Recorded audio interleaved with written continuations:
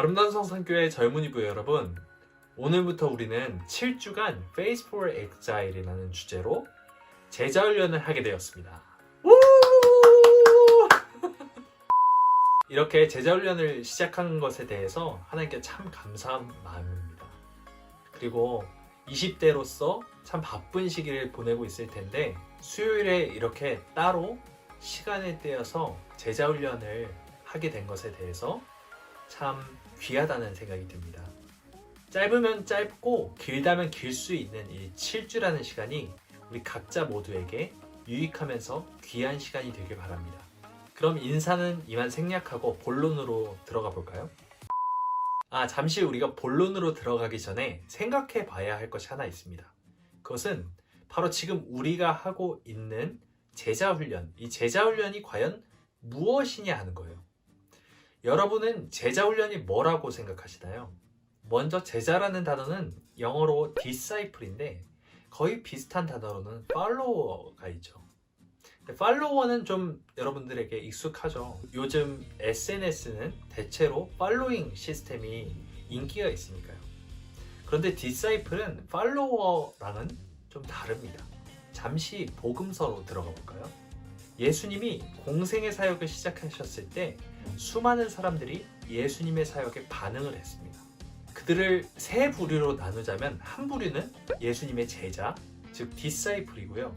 한 부류는 무리 또는 군중이라는 자들이에요. 영어로는 이들이 바로 팔로워입니다. 그리고 마지막 한 부류는 예수님을 반대하던 대적자들이죠. 일단 대적들은 제외하고 예수님을 따르던 이 두 부류의 사람들, 즉 제자들과 무리들은 상당히 비슷한 구석이 있습니다.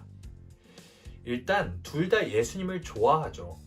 예수님이 하시는 사역에 열광합니다. 우리 예수님 하고 싶으신 거 다 하세요, 이런 느낌입니다. 하지만 이 둘은 완전히 다릅니다. 저는 이것을 조금 쉽게 설명하기 위해 집이라는 개념을 가지고 오겠습니다. 팔로워들은 각자의 집을 가지고 있습니다. 그래서 예수님을 열심히 따르다가 날이 저물면 자신의 집으로 돌아가죠. 하지만 제자들은 다릅니다. 제자들은 이미 자신의 집을 다 내던지고 온 사람들이에요. 집은 자신이 거하는 곳입니다. 나의 가치관, 내가 가장 편하게 느끼는 것, 내가 옳다고 여기는 것, 생활 방식 등을 통틀어서 집이라고 말할 수 있습니다. 제자들은 이전에 자기가 거하던 집을 버리고 예수님을 따라 나선 자들입니다. 그렇기 때문에 더 이상 갈 곳이 없습니다. 믿는 구석이 하나도 없는 거예요. 다 버리고 나섰기 때문에 더 이상 돌아가지 않습니다. 아니, 돌아가지 못하죠. 오늘 이 책의 원제와 같이 제자는 결국 유배자이며 나그네이기 때문입니다. 하지만 팔로워들은 항상 보험을 들어 놓습니다. 예수님이 정답이 아니면 어떡하지? 이자의 말만 들었다가 왕창 손해보면 누가 책임져? 라는 생각이 항상 기저에 깔려 있는 것입니다. 예수님이 병을 고쳐주시고 기적을 일으키실 때는 잠시 만세 부르다가도 유대 지도자들의 손에 잡혀서 재판을 받을 때는 성난 군중이 되어서 예수를 십자가에 못 박으라 외친 것도 결국 팔로워들입니다. SNS 스타가 핫할 때는 팔로잉 하면서 형 맨날 형 멋있어요, 언니 예뻐요 하던 팬들이 하루아침에 돌변해서 안티가 되어버리는 것과 같은 것이죠. 우리가 제자 훈련을 한다는 것은 예수님을 팔로우하던 예전 습관에서 완전히 탈피하는 것을 말합니다.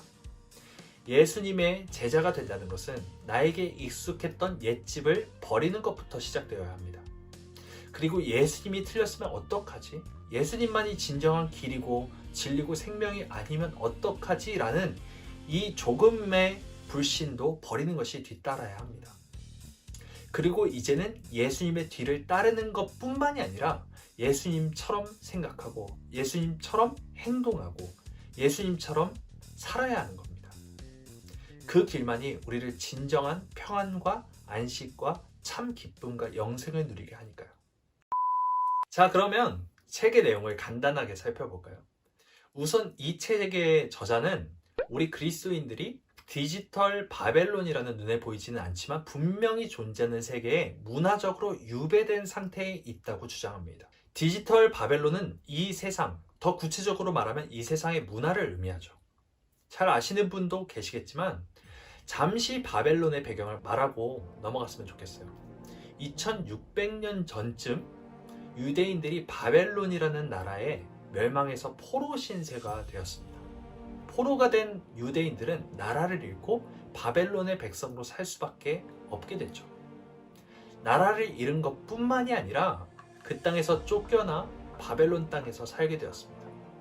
바벨론의 도시는 매우 자극적이고 다문화적이고 인간의 부와 명예가 우상이 되어 있는 곳이었습니다. 유대인들은 어쩔 수 없이 이곳에서 살아야만 했던 것이죠. 그들 가운데 어떤 이는 바벨론 문화에 물들어서 바벨론화되었고 어떤 이는 반란을 일으키고 무장봉기를 합니다. 또 어떤 이는 바벨론 땅에 살고는 있지만 그들의 문화를 따르지 않고 하나님의 말씀대로 살려고 애를 썼죠. 저자는 오늘날의 세상에 사는 우리들 역시 바벨론 포로 신세였던 유대인들과 다를 바가 없다고 하고 있습니다. 우리가 원하건 원치 않건 이 세상 문화는 우리들에게 선택을 강요하죠. 바벨론의 법에 순응할지 순응하지 않을지를 말입니다. 저자에 따르면 디지털 바벨론은 거칠게 질주합니다. 모든 것이 빠르게 진행된다는 뜻이죠. 뉴스가 됐든 정보가 됐든 하루에도 엄청난 양의 데이터가 쏟아져 나옵니다. 틱톡 같은 어플 아시죠? 틱톡은 15초 정도의 짧은 시간 동안에 영상을 무한히 시청하는 시스템으로 엄청난 성장을 거뒀습니다. 빠르고 자극적이고 다문화적이죠. 또한 디지털 바벨론은 복잡합니다. 우리들의 일상이 갈수록 복잡하고 불확실해진다는 말입니다. 디지털로 인해 서양과 동양의 경계가 점점 모호해지고 사상적으로도 점점 복잡해집니다. 정치, 경제, 사회, 문화에 걸쳐서 전 세계가 순식간에 아주 짧은 시간 안에 영향을 주고 받을 수 있는 시대라는 거죠. 오늘날 우리가 사는 세상, 곧 디지털 바벨론은 영상으로 우리를 지배합니다. 유튜브나 인스타 등 우리가 영상을 시청하는 데 투자하는 시간은 다른 활동을 하는 시간보다 월등히 높습니다. 미국의 통계이긴 하지만 이 책은 15세에서 23세 사이의 청소년, 청년들이 영상 미디어에 얼마나 많은 시간을 투자했는지를 설문조사했습니다. 그래 봤더니 1년에 2767시간을 영상에 투자했습니다. 이것을 하루로 환산했을 때는 7시간 40분가량을 영상을 보는데 쏟고 있었던 것이죠. 영상이 정보를 전달하고 관계의 통로가 되어줌과 동시에 주의 산만과 쾌락을 가져다 주는 것입니다. 이제 우리는 선배들이나 선생님들, 어른들의 이야기보다는 유튜브 알고리즘을 더 신뢰하게 됐죠.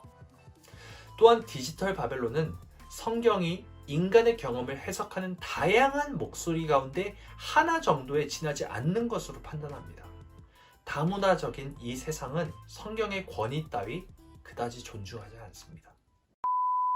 그럼 우리는 어떻게 살아야 할까요? 이처럼 엄청난 영향력을 발휘하는 디지털 바벨론 시대 속에서 우리 그리스도인들은 어떻게 예수님의 팔로워가 아니라 제자로 살아갈 것인가? 이것이 바로 이 책이 우리에게 던지는 질문입니다. 저자는 이 세상에 4종류의 유배자가 있다고 말합니다. 첫째는 탕자, 즉 전에는 신자였지만 지금은 신자가 아닌 사람입니다. 둘째는 유랑민, 즉 교회 이탈자입니다. 셋째는 습관적인 교회 참여자, 즉 지난 한 달간 최소 한 번 이상 교회에 출석했지만 적극적으로 교회에 참석하는 제자의 기본적인 신념이나 행위 기준을 충족시키지 못하는 젊은이들을 말합니다. 넷째는 역동적인 제자들, 즉 최소한 매달 한 번 이상 교회에 참석할 뿐만이 아니라 단순히 예배를 드리는데 그치지 않고 교회 일에 적극적으로 참여하는 젊은이들을 말합니다. 저자는 제자훈련에 대해 공동의 목표, 공통적인 용어를 제안하고 있습니다. 그것은 역동적이고 충실한 믿음으로 문화적 압력에 대응하며 성령 안에서 활력 넘치는 삶을 사는 예수님의 제자를 육성하는데 그 목적이 있다는 문장입니다. 일단 우리의 목적은 예수님의 제자가 되는 것입니다. 그런데 그것이 어떤 제자냐? 역동적인 믿음, 충실한 믿음으로 디지털 바벨론의 압박에 대응할 줄 아는 제자입니다. 그저 대응만 하느냐? 아닙니다. 성령 안에서 활력 있는 삶을 사는 제자입니다. 문화를 거스르는 것뿐만이 아니라 구별된 삶을 활력 있게 사는 제자가 되는 것, 이것이 바로 저자가 정의하는 제자들입니다. 그렇다면 역동적인 제자가 되기 위해 우리에게 필요한 것은 무엇일까요? 5가지 실천 원리를 제안합니다. 첫째, 예수님과의 친밀한 관계를 경험하라. 둘째, 문화적 분별력을 길러라.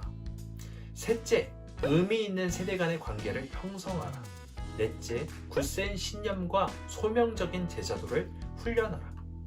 다섯째, 사역에 참여해서 자신의 권리를 주장하는 것과 자기 중심적 성향을 제어하라. 다음 주부터 우리는 저자의 제안에 따라 이 5가지 실천 원리를 배우고 그것을 실제 삶에 구체적으로 적용해 보고자 합니다. 이러한 훈련을 통해 우리 스스로가 단지 팔로워가 아닌 예수님의 역동적인 제자가 되고자 하는 것, 이것이 바로 우리들의 공동 목표가 되길 바랍니다.